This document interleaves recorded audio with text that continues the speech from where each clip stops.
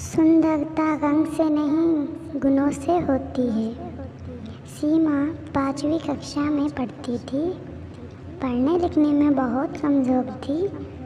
बस उसकी एक ही विशेषता थी कि वो दिखने में सुंदर थी, इसलिए सब उसकी सुंदरता की तारीफ करते थे।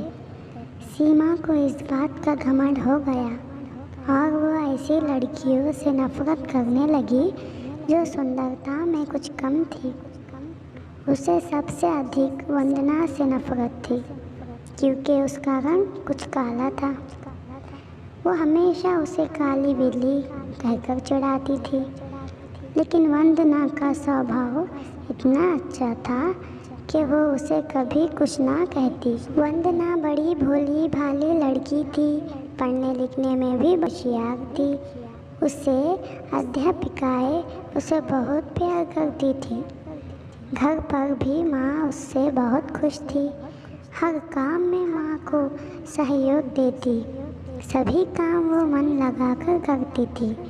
वो बड़ी बड़ी सफाई पसंद भी, इसलिए हमेशा साफ सुथरी भी रहती थी।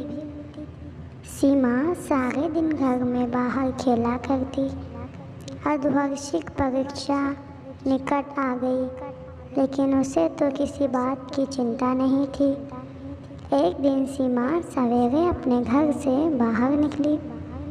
उसके पापा नई गेंद लाए थे, इसीलिए वो बहुत खुश थी। वो सीधी अपनी एक सहेली दिव्या के घर गई। दिव्या उस समय अपने घर की सफाई करने में मदद कर रही थी। सीमा को देखते ही वो बोली, आओ सीमा। दिव्या, चलो बाहर खेलने के लिए चलते हैं। नहीं सीमा, मुझे तो अभी बहुत काम करना है। फिर सवेरे सवेरे पढ़ने का समय होता है, मैं शाम को खेलूँगी। ये सुनकर सीमा ने मन ही मन कहा, बढ़िया काम करने वाली, और मुँह फुलाकर बाहर चली गई। इसके बाद वो अपनी दूसरी सहेली रीता के यहाँ गई और नई गेंद दिखाते हुए बोली, ता क्या तुम मेरे साथ चलेंगी? नहीं, मैं तुम्हारे साथ अभी नहीं जा सकती। मुझे अभी पढ़ाई करनी है, घर का काम करना है।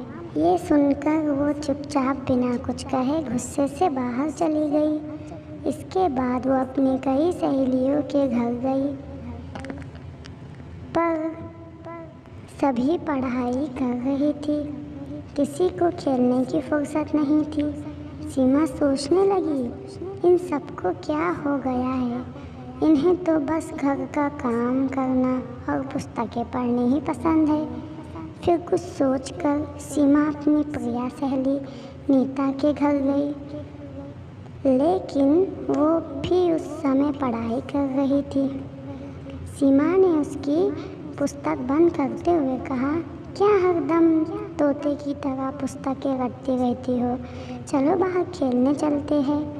सीमा, वार्षिक परीक्षा निकट है, मुझे पढ़ाई करनी है, इसलिए मैं तुम्हारे साथ खेलने नहीं चल सकती। तुम भी अपने घर जाकर पढ़ाई करो, वरना इस बार भी फिर फेल हो जाऊंगी। सीमा उदास मन से लौटने लगी। तभी उसे नीता की आवाज़ सुनाई दी। वो अपने माँ से कह रही थी, देखो ना माँ, सीमा सवेरे सवेरे खेलने के लिए आ गई। उसे पढ़ाई की बिल्कुल चिंता नहीं है। मैं अब उसके साथ नहीं रहूँगी। जब देखो तब वो अपनी सुंदरता की चर्चा करती रहती है। माँ, मुझे तो वंदना बहुत अच्छी लगती है। वो बहुत मेहनती है, पढ़ने लिखने में भी बहुत होशियार है। बस उसका रंग ही थोड़ा सा काला है। ये सीमा तो उस बेचारी को काली बिल्ली कहकर चिढ़ाती रहती है। ये सुनकर उसकी माँ बोली, नीता, सुंदरता रंग से नहीं गुणों से होती है। अच्छे गुण ही वंदना की सुंदरता है। सीमा इसके आगे कुछ ना सुन सकी। वो चुपचाप अपने घर की ओर जा रही थी, लेकिन तभी रास्ते में केले के छिलके पर उसका पैर पड़ गया। वो फिसल गई। वंदना अपने घर के बाहर खड़ी थी। उसने सीमा को गिरते देखा तो तुरंत दोनों हाथ पकड़कर उसे बड़े प्यार से उठाया। ये देखकर सीमा की आंखें भर आई। वो मन ही मन सोच रही थी कि वो वंदना से कितनी नफरत करती है, लेकिन वंदना के मन में उसके लिए कितना प्यार है। वो बोली, वंदना तुम सबसे सुंदर हो और मैं काली बिल्ली हूँ।